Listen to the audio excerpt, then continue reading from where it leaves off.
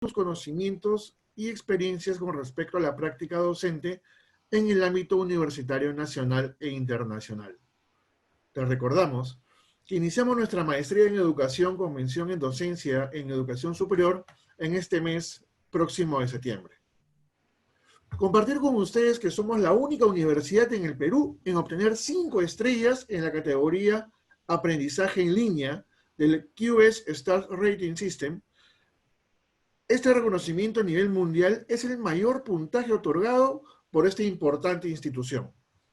Sabemos que tu aprendizaje es importante y por ello te invitamos a unirte en nuestro grupo de WhatsApp, donde estaremos compartiendo artículos de interés relacionados a tu carrera, tips del docente expositor para que lo apliques en tu trabajo y también en descuentos exclusivos relacionados a esta maestría. Al finalizar el evento, les estaremos compartiendo el enlace para que seas parte de nuestro grupo de WhatsApp. Les comento que la dinámica que vamos a seguir esta tarde será contar con la exposición por un lapso aproximado de 40 minutos y finalizada la misma, se contestarán las preguntas que se han ido formulando simultáneamente por el chat. Ahora, le voy a dar pase a nuestro inicio del webinar, la reconceptualización del currículo, desafíos y posibilidades en la coyuntura actual, a cargo de Ángela Figueroa Iberico, a quien tengo el gusto de presentar.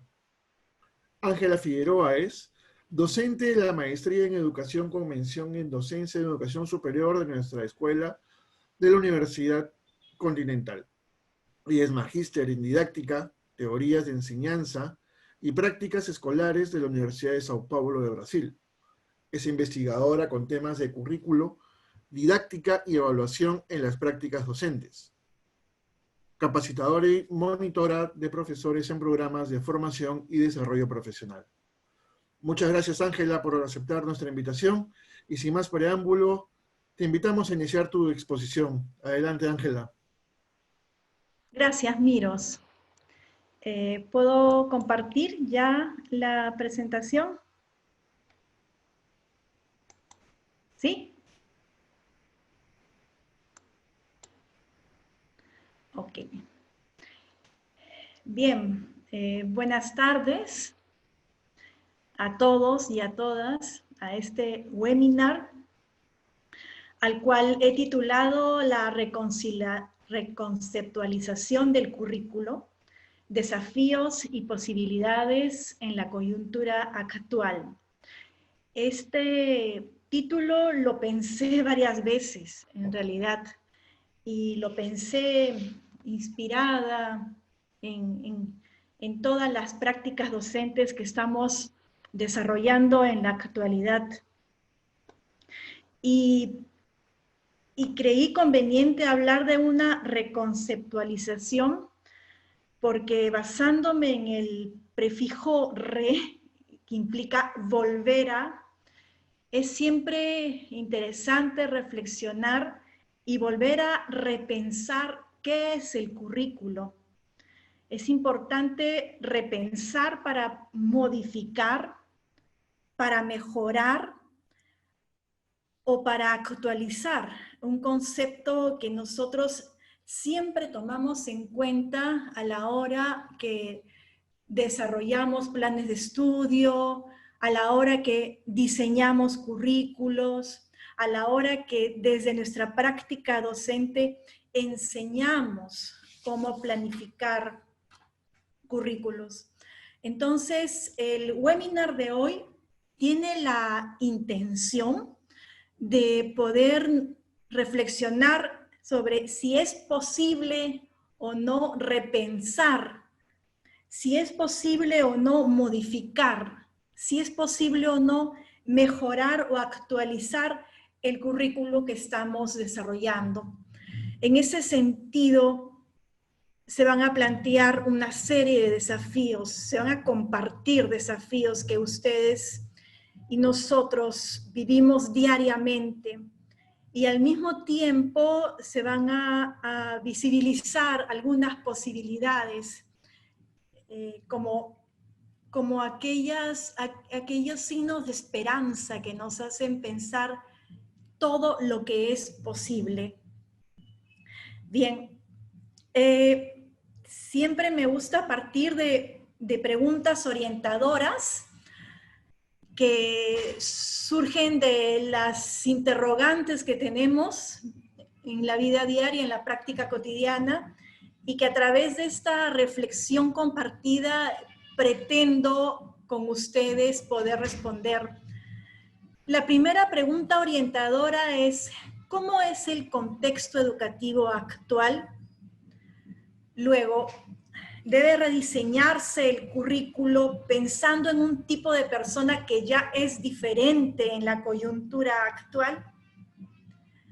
¿Cómo se adaptan o cambian las formas de diseñar el currículo? ¿Qué elementos del currículo se deben fortalecer desde la coyuntura actual? Y finalmente, ¿cómo actúa el docente formador? Bien, en base a estas 5 preguntas, inicio esta reflexión en base a describir un poco el contexto educativo actual, en el cual la característica principal es la migración hacia la educación virtual. Hemos migrado a una educación virtual en la cual se han reorganizado, en la cual se han reconfigurado tanto el tiempo como el espacio. El tiempo de alguna manera se está volviendo más flexible, pero el espacio educativo ha tenido un gran vuelco. Y de repente se me viene a la mente pensar en uno de los ejemplos más evidentes. Si hace 5 meses o 6 meses a mí me decían: profesora Ángela, su clase es en el aula 203, de tal hora a tal hora, pues yo subía las escaleras y me iba a un salón de clase que tenía el número 203 y allí me encontraba con los estudiantes y ahí desarrollaba una clase de un periodo a otro. Y de repente ahora todo ha cambiado. Me mandan un link y me dicen: entre a tal link porque allí se encuentra su clase, o abra tal plataforma que allí va a visualizar su clase.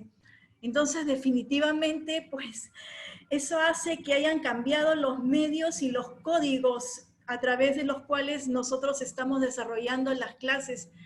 Y esos son grandes desafíos, porque estamos aprendiendo a incorporar nuevos medios en nuestra práctica y estamos aprendiendo a comunicarnos con otros códigos que no conocíamos.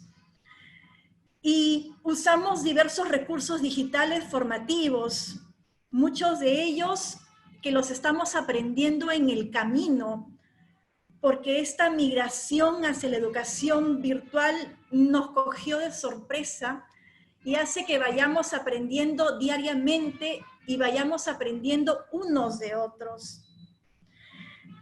Se intensificaron el uso de redes sociales totalmente.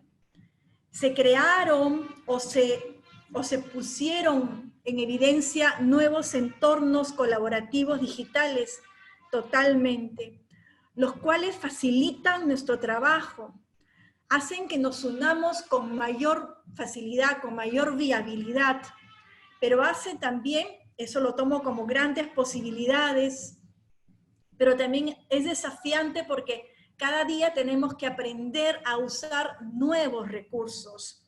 Y muchas veces tenemos que acudir a los tutoriales cuando quiero usar una herramienta digital en mi clase y no sé cómo hacerlo. Entonces, son los grandes desafíos que aparecen en mi práctica. Y cambian las interacciones entre el docente y los estudiantes, y cambian las interacciones entre los estudiantes. Y aquí me detengo un momento porque el tema de las interacciones para mí tiene un énfasis especial. Estoy desarrollando mi tesis doctoral sobre las interacciones en el aula. Y sí, pues hay interacciones que no las podemos visualizar como quisiéramos.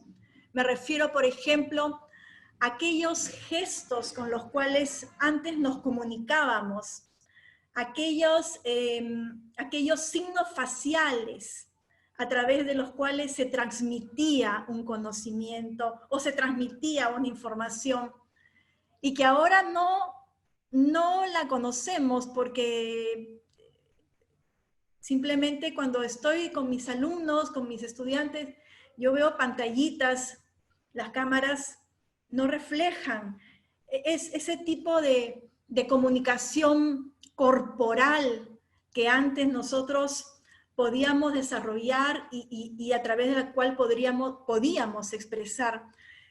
Pero sin embargo hay otras formas de comunicarnos. Las redes sociales han hecho que la comunicación sea muy factible, muy viable, muy útil, y eso es grande e importante. Entonces, esto nos da a entender que la migración implica nuevas formas de aprender, con nuevos soportes, con nuevos apoyos, con nuevas expectativas y también con nuevos interrogantes.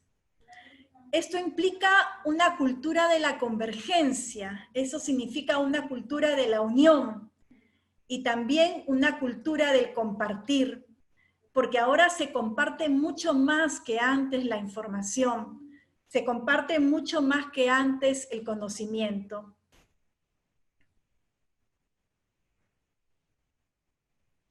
El contexto educativo actual ha cambiado.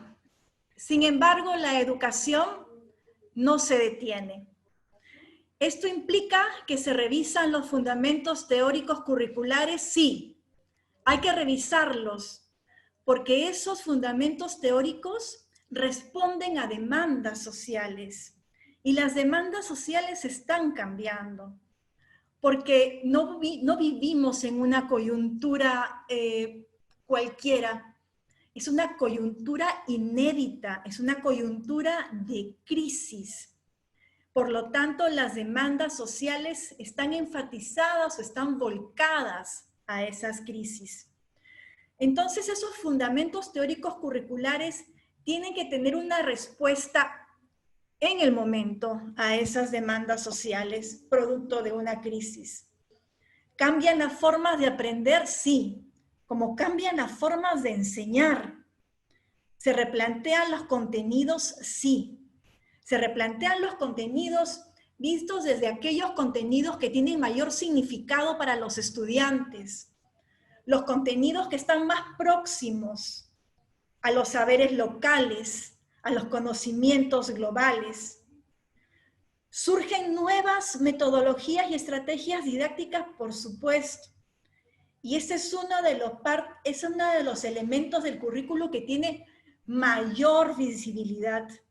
¿Están cambiando nuestras metodologías? Sí. ¿Están cambiando nuestras formas de enseñanza? Sí. ¿Están cambiando los instrumentos, los métodos, las herramientas que estamos utilizando? Muchas veces sí. ¿Se priorizan unas competencias sobre otras? Indudablemente. Hay una competencia que es la competencia digital que en ese momento tiene mucho más peso que antes. Y hay otra competencia que es la competencia ciudadana que nos hace repensar que el currículo que en este momento nosotros brindamos tiene que ser un currículo que forme a un ser humano, si bien es cierto, muy competente en la parte profesional, pero sobre todo un ser humano comprometido con su sociedad, comprometido con el bien común, porque esa es la gran necesidad que nosotros tenemos que entender que el mundo nos exige, pensar en el bien común de todos.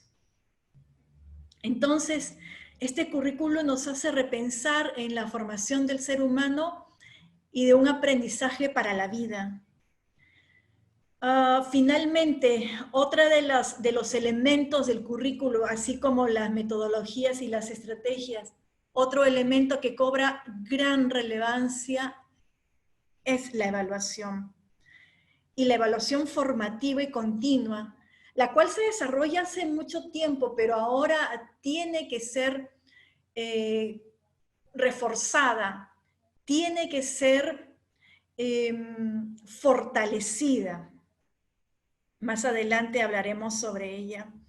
Entonces me quedo con esta frase: la educación no se detiene y no se va a detener, pero sin embargo es una educación que tiene grandes desafíos. ¿Cómo se adaptan o cambian las formas de diseñar el currículo? Empecemos por entender qué es currículo. Durante el webinar yo quiero compartir algunas experiencias del curso que desarrollo con los estudiantes de la maestría, el curso de currículo y evaluación. Nosotros cuando empezamos a conceptualizar currículo, siempre pensamos en que vamos a construir un concepto. Ese es uno de nuestros grandes propósitos. Si bien es cierto, encontramos que en Google y en Internet hay cientos de definiciones, nosotros entendemos que vamos a crear nuestra propia definición. Y empezamos por entender que el currículo toma como insumo las representaciones de la sociedad. Hablamos de las representaciones como la idiosincrasia, la forma de vida, las tradiciones, la cultura. Entonces, ese es un gran paraguas para poder diseñar un currículo. Pero también entendemos que un currículo es un término que admite numerosas y diferentes opiniones. Por lo tanto, hay que tener en cuenta algunas dimensiones para poder ir diseñándolo. Una de esas dimensiones son las opciones políticas. Cuando hablamos de opciones políticas es que hay entidades educativas macro que nos orientan y nos dirigen las tendencias de la educación, en este caso de la educación nacional. Y hay concepciones psicológicas que tenemos que tener en cuenta, porque la teoría del conocimiento, la teoría de la conducta, la teoría de la afectividad y de las emociones, tan importante en este momento, nos los brindan los aportes psicológicos. Y también hay que tener en cuenta concepciones epistemológicas como cuál es la naturaleza del hombre, cuál es la naturaleza del conocimiento en el diseño curricular que estoy ofreciendo, que estoy proponiendo. Y concepciones filosóficas como la que les decía hace un momento, ¿no? ¿Qué tipo de ser humano, qué tipo de ciudadano queremos formar a través del currículo que estamos presentando? Las concepciones pedagógicas también tienen un papel esencial. ¿Cuáles son los modelos pedagógicos que voy a incluir en el diseño curricular? Esos modelos pedagógicos están vinculados a las concepciones anteriormente mencionadas, a las filosóficas, epistemológicas, psicológicas. Y bueno, los valores sociales impregnan todo el currículo. Luego tomamos en cuenta que hay una selección cultural de contenidos, sí. No es que se pretendan desarrollar todos los contenidos, es imposible. Entonces se seleccionan y se organizan los contenidos que se van a brindar a través de todo un bagaje cultural que tenemos. Y bueno, por último, el currículo está totalmente relacionado con las condiciones institucionales. Cuando me refiero a las condiciones institucionales, me estoy refiriendo a la identidad de la institución formadora, la cual tiene una política curricular, tiene una misión, tiene una visión, tiene un perfil del egreso, y tiene una estructura y una organización de su sistema educativo muy particular.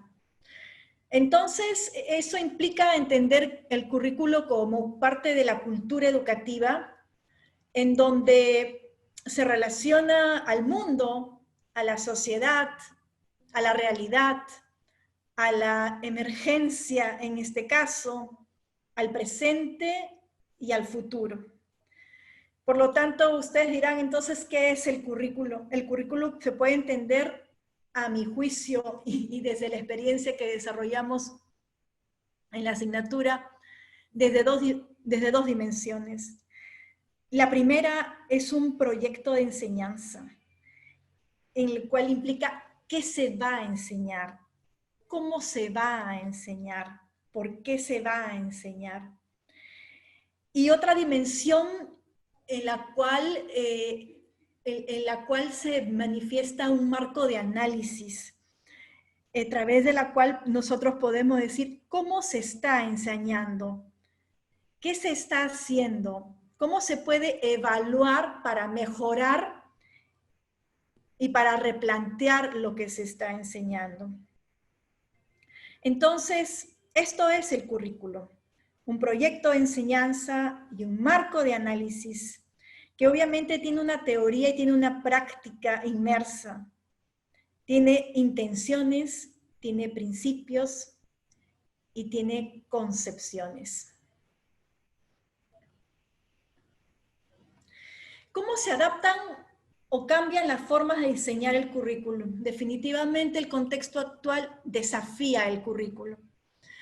Y lo desafía a través de algunos elementos que vamos a compartir, que no son nuevos, son elementos que ya se han discutido y se han reflexionado anteriormente, pero cobran especial vigencia, tienen especial presencia en este momento.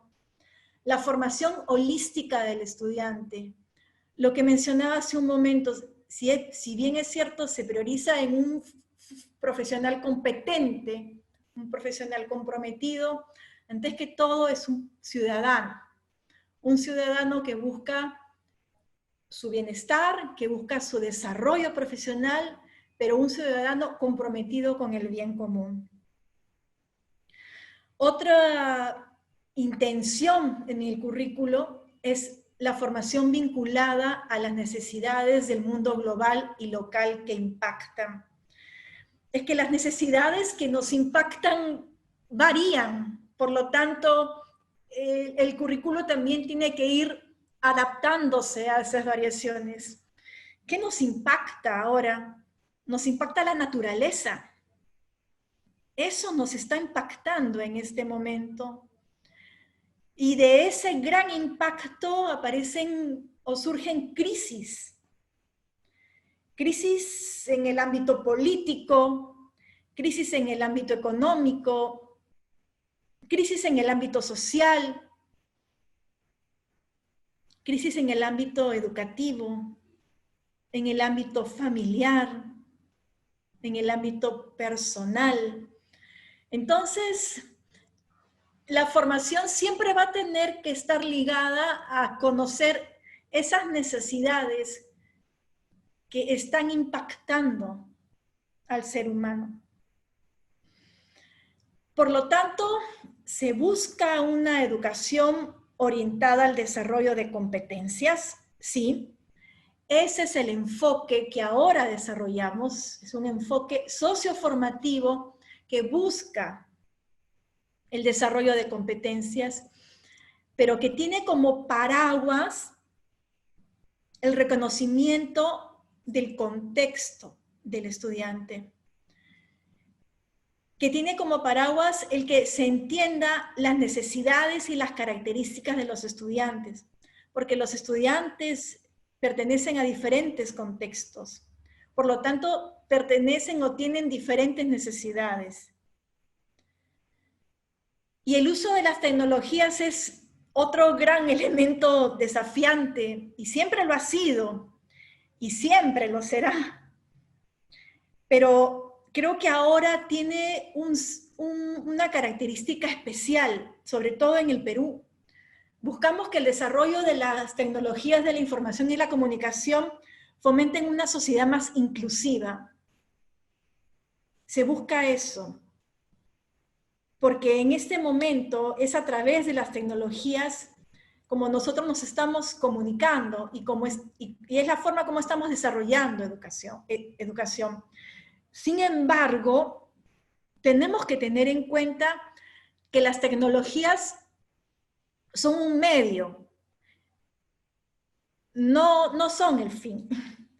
Con esto quiero decir que es el compromiso del docente, el generar estrategias, generar metodologías para usar esos medios, ¿sí?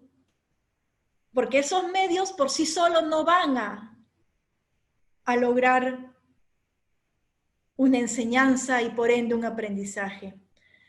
Van a ser los medios o los instrumentos que nos conduzcan hacia algo, porque están orientados bajo una estrategia o bajo un procedimiento en especial.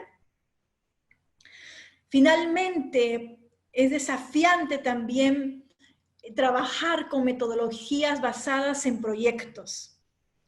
Sí, es desafiante porque en los proyectos que proponemos vinculamos competencias, capacidades, contenidos, habilidades y actitudes, pero los vinculamos en núcleos temáticos de saberes interdisciplinares. Y eso es también lo desafiante, porque ahora se busca una educación que quiebre esas fronteras disciplinares que por muchos años han existido. Ahora la perspectiva, el desafío, pero al mismo tiempo la oportunidad es que se vinculen las disciplinas, que la educación sea un complemento para otras disciplinas y que otras disciplinas sean un complemento para la educación. Y si bien es cierto, siempre en la educación hemos tenido como aliados a la psicología, a la antropología, a la sociología, pues ahora tenemos otros grandes aliados, como la economía, como las políticas públicas, como la administración y como el marketing, por mencionar algunas, porque son muchas más disciplinas las que están complementando la educación. Y me detengo en la evaluación, porque inicialmente les dije que la evaluación iba a tener su momento en este compartir. Hace tiempo que ya se habla de evaluación formativa y continua, sí, pero ahora tiene una presencia indiscutible, porque la evaluación formativa y continua nos da a entender de que la evaluación no puede quedar al final de una asignatura o de un curso. La evaluación está presente a lo largo de todo el proceso de aprendizaje. Y aquí hago un pare porque el curso que yo desarrollo en la maestría es currículo y evaluación. Y a mí me encanta que la naturaleza del curso vincule currículo y evaluación, porque anteriormente, por experiencias en otras maestrías, llevábamos pues el curso de programación curricular, diseño curricular, ¿verdad? Y en otro ciclo llevábamos el curso de evaluación de los aprendizajes o evaluación curricular. Y es primera vez que veo que dos grandes áreas se juntan para darle un sentido de integración y un sentido de significatividad. O sea, la evaluación y el currículo están completamente integrados y son parte del proceso de enseñanza-aprendizaje. Por lo tanto, los desarrollamos así, juntos.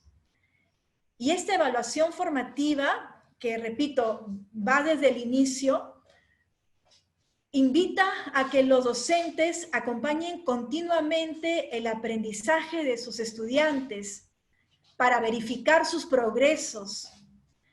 Implica también que los profesores, que los docentes den a conocer los criterios que los estudiantes deberían evaluar, perdón, que deberían conocer desde el inicio para poder ser evaluados. Implica informar a los estudiantes continuamente sobre aquello que más han desarrollado y que están en proceso de desarrollar. Implica una interacción continua entre el docente y el estudiante a través de la comunicación. Y por supuesto, no porque lo dejo al final sea menos relevante, pero empodera a los estudiantes a que autorregulen sus aprendizajes, porque conociendo ellos cuál es el progreso de sus aprendizajes, van a ser capaces de ir ajustando aquello en lo cual van bien, en lo cual están todavía en progreso. ¿Cómo actúa el docente formador en esta coyuntura inédita, en esta coyuntura específica, en esta coyuntura diferente? Pues el docente primero es formador ante todo, porque desde el momento que tiene a su cargo un grupo de estudiantes, sabe perfectamente que los está formando para la vida y para ejercer una profesión. Pero este docente siempre tiene que reflexionar sobre su práctica. Y en este momento las reflexiones abundan para nosotros, porque hay muchas estrategias o muchos materiales que normalmente desarrollábamos en nuestras clases presenciales y que ahora han tenido que ser modificados porque el escenario es otro. Entonces, al ser el escenario otro, la reflexión sobre nuestra práctica nos conduce a ser innovadores, nos conduce a plantear cambios, nos conduce a replantear algunas situaciones. Y también nos demanda el entender que el conocimiento del contexto de nuestros estudiantes es básico en este momento. Leer la realidad y comprender la coyuntura en la cual se desenvuelven nuestros estudiantes es sumamente importante. Definitivamente también cobra relevancia el que en este momento el docente formador brinde soporte emocional, escuche, comunique, interactúe y sobre todo sea empático.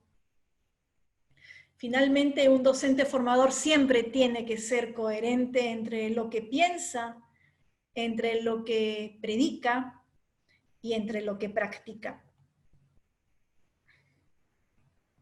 De esa forma y explicando ese contexto en el cual se presentan los desafíos y las oportunidades para desarrollar el currículo, les comparto las competencias generales y las competencias específicas de la maestría en educación con mención en docencia en educación superior. Esta maestría tiene como competencias generales el aprendizaje autónomo. Sí, el hecho de que los estudiantes gestionen sus propios procesos de aprendizaje desde las diferentes actividades que se promueven, ayudará a que los estudiantes conozcan mejor sus capacidades y sobre todo evalúen sus resultados. También pretende desarrollar un aprendizaje experiencial y colaborativo. Sí, porque se construye conocimiento a partir de la experiencia directa e indirecta que se tiene a través de estos años de estudio, y la cual ahora se hacen con mayor énfasis a través de redes y comunidades. Otra de las competencias generales es la ciudadanía global, la cual hace que los estudiantes se relacionen con los demás, buscando impactar positivamente desde su entorno, pero respetando la diversidad y sobre todo considerando aspectos éticos y ciudadanos. Cobra especial relevancia otra competencia, la comunicación efectiva, a través de la cual se expresan ideas de forma oral y escrita, manejando obviamente la normativa y las convenciones desde el trabajo académico, pero también mostrando mucha disposición para escuchar e interactuar. La mentalidad emprendedora, otra competencia que busca desarrollar iniciativa, perseverancia, creatividad e innovación en los proyectos que los estudiantes van a ir realizando a lo largo de sus años de estudio. Como competencias específicas, el liderazgo y el desarrollo personal, enfatizando en un desempeño profesional competente y en un desempeño organizacional que se va a ver reflejado en las áreas de trabajo de cada uno. Una gestión de la educación que se basa en diseñar, ejecutar y evaluar proyectos educativos que partan desde las necesidades del contexto de los estudiantes. Otra de las capacidades específicas, perdón, de las competencias específicas es el análisis del contexto educativo, el cual busca identificar y analizar situaciones y tendencias desde un panorama educacional nacional e internacional, en donde juega un papel muy importante el enfoque investigativo y el enfoque estratégico que se le brinde. Otra competencia es la planificación curricular, a través de la cual se le brinda al estudiante insumos para que pueda planificar y pueda evaluar el currículo. Las estrategias didácticas es otra competencia y me da gusto decirlo, pero la didáctica vuelve a tener visibilidad en los currículos. La didáctica desde los conocimientos teóricos y desde los conocimientos prácticos brinda un soporte a través de técnicas, a través de herramientas, a través de metodologías para poder enseñar. Finalmente hay dos competencias básicas importantes: la gestión de la tecnología, de la gestión de las tecnologías en la información y la comunicación, la cual busca sobre todo seleccionar, aplicar y evaluar estos instrumentos y estas tecnologías para poder crear conocimiento. Y la investigación en la educación. La investigación en la educación diseña y desarrolla proyectos de investigación educativa desde diferentes campos del conocimiento. De esta manera he tratado de compartir con ustedes esta reflexión sobre cómo se está reconceptualizando el currículum desde los desafíos y desde las oportunidades que se nos presentan en esta coyuntura. Hay otro... Y la primera pregunta es, pues, ¿cómo la reconfiguración del espacio-tiempo del actual escenario educativo impacta en el rediseño del currículo?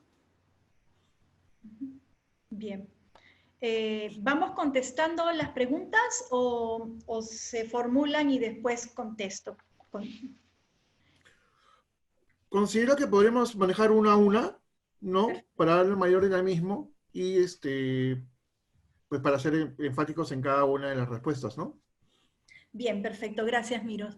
Esta reconceptualización toma en cuenta que el espacio y el tiempo están reconfigurándose. Los espacios, si bien es cierto, se vuelven más flexibles, perdón, los tiempos se vuelven más flexibles, pero los espacios nos desafían a conocer y a utilizar nuevos códigos de comunicación. Nos desafían a estudiar nuevos medios, nuevos instrumentos, porque todos nosotros, o al menos los que hemos estado en la práctica docente desde la presencialidad, tenemos que ir adaptándonos y tenemos que ir estudiando nuevas formas, nuevos códigos para comunicarnos. Entonces, esto hace que nosotros replanteemos desde el momento en que tenemos que aprender estos nuevos códigos, estos nuevos medios de comunicación, y también nos desafía a poder adaptar nuestras estrategias de enseñanza y aprendizaje y a diseñar nuevas estrategias, lo cual va vinculado a diseñar nuevos materiales, nuevos instrumentos de evaluación, nuevas técnicas de evaluación. Entonces, nos desafía a seguir innovando, pero innovando y adaptándonos a los cambios, que seguro estos cambios van a quedar, porque la tendencia es a desarrollar cada vez más la educación virtual. Si bien es cierto, regresaremos a la educación presencial en algún momento, pero es el tiempo en que la educación virtual ha cobrado mucha más relevancia que antes. Y en este tiempo, eso se convierte en una oportunidad para que nosotros, los maestros, aprendamos nuevas formas de enseñar. ¿Otra pregunta, Miros? Sí, justamente hablando de este tema de la adaptación y los cambios, ¿qué componentes entonces curriculares son los que se tienen que cambiar y adaptarse? Gracias. Hay un componente que yo le he dado un especial significado, que es la didáctica. La didáctica es un componente del currículo que durante mucho tiempo ha pasado desapercibida. Siempre se la ha relacionado con el diseño curricular, pero bueno, antes yo recuerdo mucho, hemos llevado cursos completos de didáctica. Ahora la didáctica tiene mayor presencia porque la didáctica implica el generar esas estrategias y esas metodologías y esos instrumentos y esas herramientas. O sea, la didáctica como un arte de enseñar te refuerza que en este momento tú tienes que innovar. Tú no puedes quedarte con aquellas estrategias que usabas antes porque las formas de interacción han cambiado. Y si las formas de interacción han cambiado, entonces las estrategias de enseñanza con sus respectivos instrumentos y con sus respectivos medios también han dado un vuelco. Y un vuelco para mí siempre es una oportunidad, porque son oportunidades de aprendizaje. Y también resaltaba la evaluación, porque si bien es cierto, tratamos de que nuestra evaluación sea formativa y sea continua, ahora tiene mayor relevancia, ya que la comunicación entre el docente y los estudiantes hace que nosotros en todo momento evaluemos. Evaluemos desde el principio, evaluemos desde los saberes previos que traen los estudiantes y que no se vea la evaluación como una actividad final de la asignatura, del módulo, del curso. No, la evaluación tiene que ser progresiva y cobra significado porque a través de la evaluación tú le comunicas al estudiante cuáles son sus procesos. ¿Cuál es el proceso por el cual él está mejorando, está desarrollando algunas capacidades con mayor intensidad? ¿Y cuáles son otras capacidades que no las está desarrollando todavía? ¿Cuáles son sus ritmos en el desarrollo de esas capacidades? Entonces, la evaluación y la didáctica, a mi juicio, son dos elementos del currículo que tienen mayor significatividad en este momento. Más o menos llevándolo hacia un tema de feedback constante y permanente, ¿no? Con anclajes de los conocimientos adquiridos, ¿no? Y de hecho, pues identificando también no solamente las fortalezas que va desarrollando el participante, sino también, pues, identificando estas oportunidades de mejora, ¿correcto? Exactamente. A eso le llamamos retroalimentación desde la pedagogía, ¿no? Es una retroalimentación constante, es una retroalimentación formativa que te ayuda a entender desde el inicio cómo está yendo tu proceso de aprendizaje. Y eso empodera al estudiante, ¿no? Porque lo hace capaz de ir tomando decisiones en base a los conocimientos que le comunica el docente. Él va tomando decisiones en base a los criterios que le comunica el docente de cómo lo va a evaluar. Él va tomando decisiones. Exactamente. Y hablando de estas nuevas tendencias que bien mencionabas, ¿cuáles son los enfoques teóricos curriculares que tienen mayor resonancia en la orientación del rediseño actual del currículo? Bien, hago una breve historia de algunos enfoques curriculares. El enfoque práctico, por ejemplo, donde siempre la instrucción fue lo más importante. El enfoque técnico, en el cual también se tomaba en cuenta los propósitos finales de la educación. En este momento para mí cobran mayor vigencia dos grandes enfoques: el enfoque crítico y el enfoque socioformativo. El enfoque crítico no necesariamente para ver lo malo, no. El enfoque crítico es para ver aquello que tiene que ser ajustado. Y el enfoque crítico se basa mucho en esta experiencia, en esta metodología de la investigación-acción. Cómo el profesor investiga desde su práctica docente, cómo investiga para poder reformular, para poder readaptarse, para poder innovar. Entonces, para mí siempre el enfoque crítico va a estar vigente. Y el actual enfoque, ¿no? La tendencia con la cual nosotros trabajamos es el enfoque socioformativo, el cual se basa en el desarrollo de las competencias. ¿Y qué entendemos por competencias? Las competencias no son más que situaciones específicas de aprendizaje, en el cual se mezclan 4 saberes: el saber ser, el saber hacer, el saber conocer y el saber convivir. Actualmente nosotros desarrollamos un enfoque socioformativo.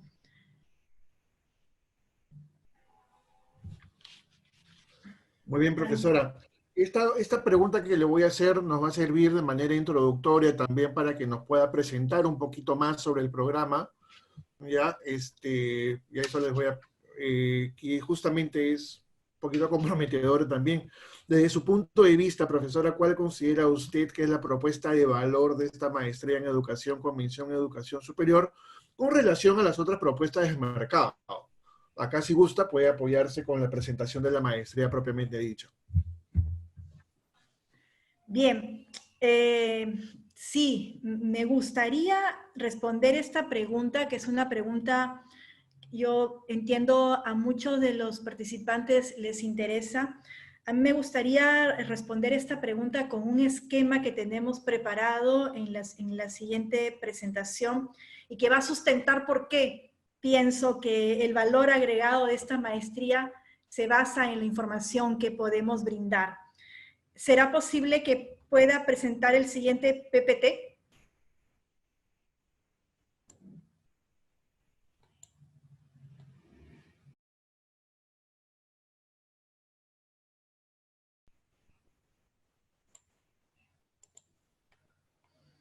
Bien, ¿se visualiza?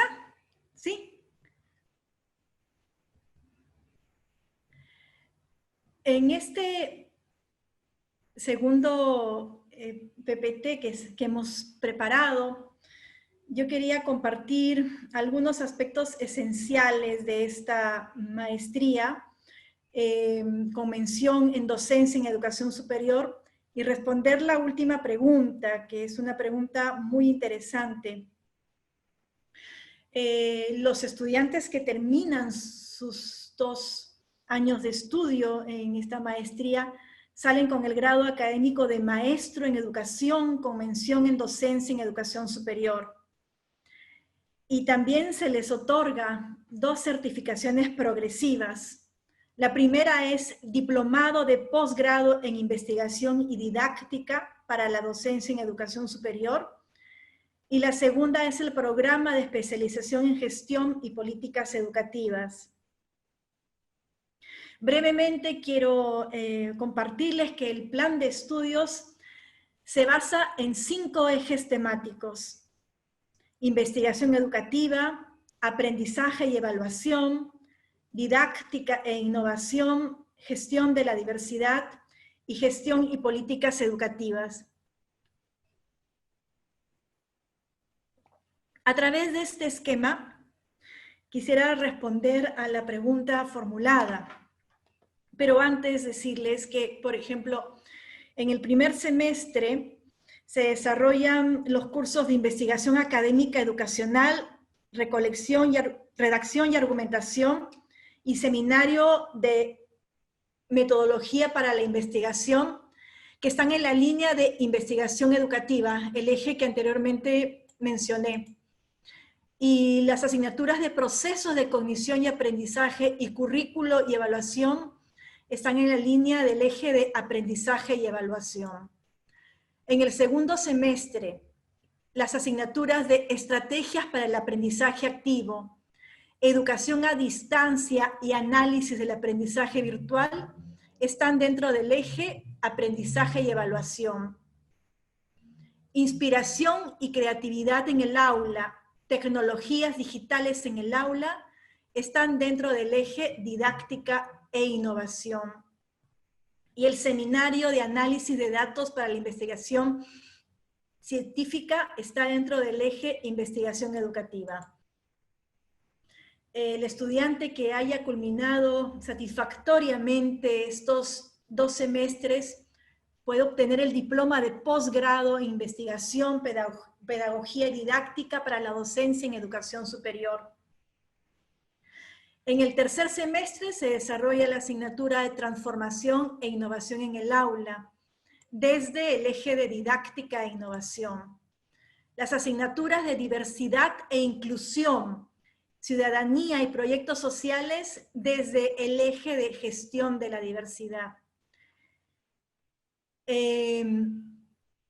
Las asignaturas de sistema y políticas educativas, desde el eje de gestión y políticas educativas. Y por supuesto, un seminario de proyecto de tesis desde la investigación educativa. Finalmente, en el cuarto semestre se desarrolla 3 asignaturas vinculadas al eje de gestión y políticas educativas. Estamos hablando de estándares y calidad educativa, marketing educativo y administración educativa.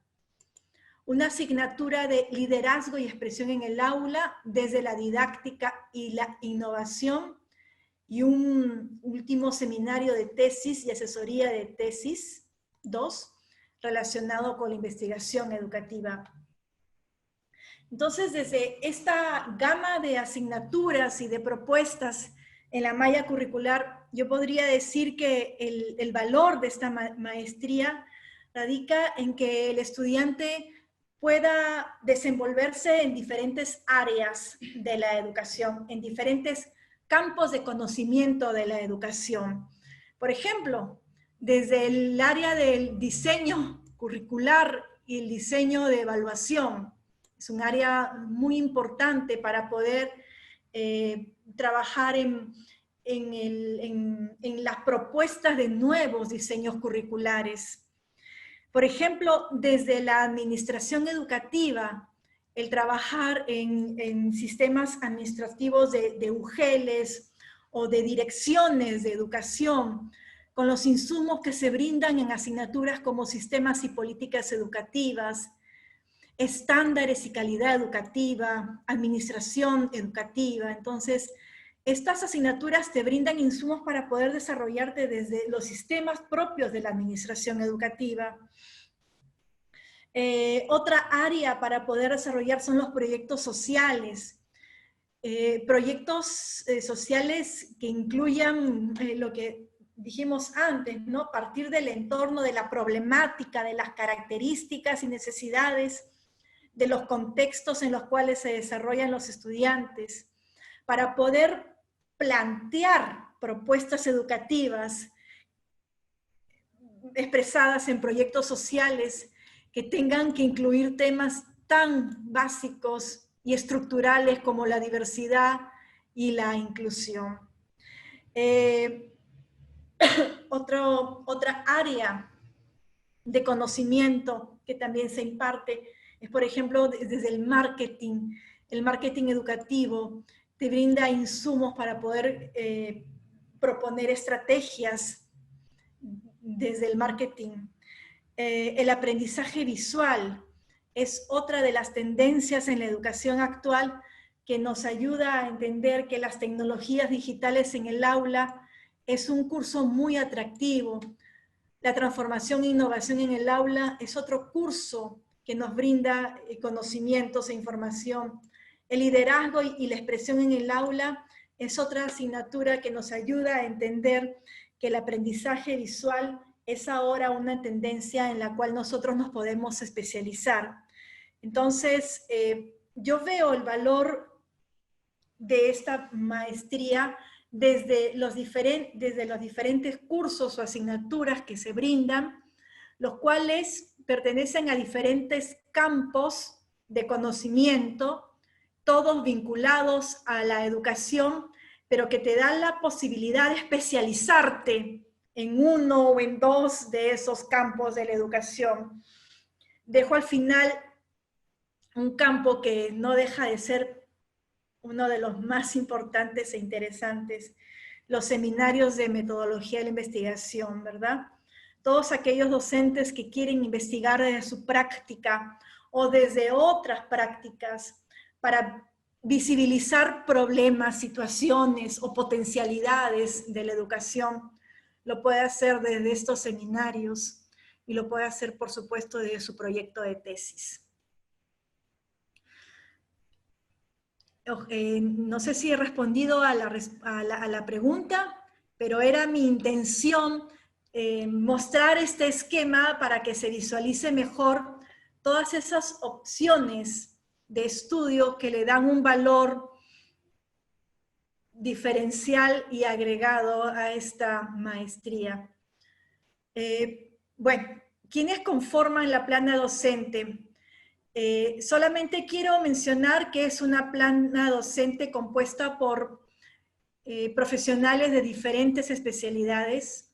Eso es algo sumamente importante, con experiencias internacionales y nacionales en campos como la consultoría, en campos como la dirección, en campos como la gestión, en campos como el coach, en campos como la investigación. Creo que eso es lo más interesante en este equipo docente, la especialización que tiene cada uno de los profesionales que están participando en esta maestría. Bueno, mencionar algunos beneficios. El estudiante que ingresa a la maestría con mención en docencia en educación superior recibe una tablet Samsung de 9,5 pulgadas, la cual se convierte en un material de estudio indispensable. Hay 2 certificaciones progresivas de las cuales mencioné cuando les presenté la malla curricular de la maestría. Es importante mencionar también que al terminar el segundo año de estudios, el estudiante presustenta su tesis, y al presustentar su tesis ya tiene un avance significativo, muy significativo, de su trabajo de tesis final. Esta maestría nos ofrece una biblioteca amplia, virtual y necesaria en estos momentos. se hace mucho énfasis en estos seminarios de investigación y cursos de investigación que se desarrollan desde el primer semestre, ¿no? Es como la investigación asume un rol protagónico, como un enfoque transversal, ¿no? A lo largo de los 4 ciclos y los 2 años de estudio. Un enfoque transversal necesario para que desde el inicio el participante pueda ir eligiendo su tema de tesis y pueda ir desarrollándolo.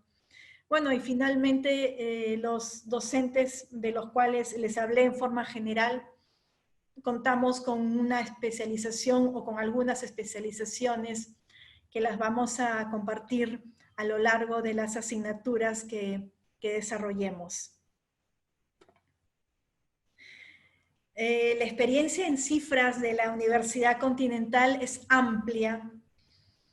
Más de 135.000 alumnos egresados desde los diferentes programas, 54 ediciones de maestrías en gerencia pública, 9 exalumnos que han sido exministros de Estado, 208 ediciones del programa de especialización en contrataciones del Estado, 22 ediciones de maestrías en administración de negocios y MBA, y 134 ediciones de maestrías en la cual está incluida la maestría en educación con docencia en educación superior. Agradezco por este webinar. No sé si hay alguna otra pregunta. Muchísimas gracias, cuestión. profesora. Muchísimas gracias, profesora. Reiteramos la invitación a ser parte de nuestro grupo de WhatsApp para poder acceder a artículos de interés alineados a tu especialidad, tips del docente expositor para que lo puedas aplicar en tu trabajo y descuentos exclusivos referidos al curso, o en este caso a la maestría. En el chat en estos momentos estamos compartiendo el enlace y los invitamos a solicitar mayor información sobre la maestría en educación con mención en docencia en educación superior, y para ello estamos compartiendo el enlace en el chat del evento para que puedan obviamente pues hacer su requerimiento de información. Y de esta manera damos por concluido nuestro webinar, la reconceptualización del currículo, desafíos y posibilidades en la coyuntura actual. Agradecemos la participación de nuestra ponente Ángela Figueroa y a todos ustedes que nos han seguido conectados a través de este Zoom y por nuestras redes sociales. De parte de nuestra Escuela de Posgrado de la Universidad Continental, les agradecemos a todos por su participación. Muchísimas gracias. Profesora, le dejo un minutito si quiere de repente cerrar con unas palabras y bueno, pues despedirse también de su público. Gracias, Miros. Es desafiante el momento que vivimos, ¿verdad? Sin embargo, la educación no para y no vamos a parar en nuestros esfuerzos por seguir aprendiendo y por seguir desarrollándonos profesionalmente. La maestría nos abre nuevas perspectivas, nos abre nuevas miradas. Desde la maestría nosotros podemos no solamente desarrollarnos desde nuestra formación profesional. Desde la maestría nosotros podemos conocer las perspectivas de otros compañeros que pertenecen a otras especialidades, a otras especializaciones, a otras formaciones académicas. Y eso hace que nuestra mirada sea mucho más amplia, sea mucho más compleja, por así decirlo, y nos abre la posibilidad de conocer y de interactuar desde otras perspectivas, desde otras miradas. La maestría es una oportunidad en nuestras vidas para poder desarrollarnos y especializarnos en algunos campos del conocimiento. Yo los motivo a estudiar su maestría. Van a sentir grandes satisfacciones en cuanto a un desarrollo personal y profesional. Y sobre todo, insisto en esta idea, van a ampliar sus perspectivas desde la educación, para la educación y para las diferentes profesiones en las cuales ustedes se desenvuelven. Muchas gracias y buenas noches.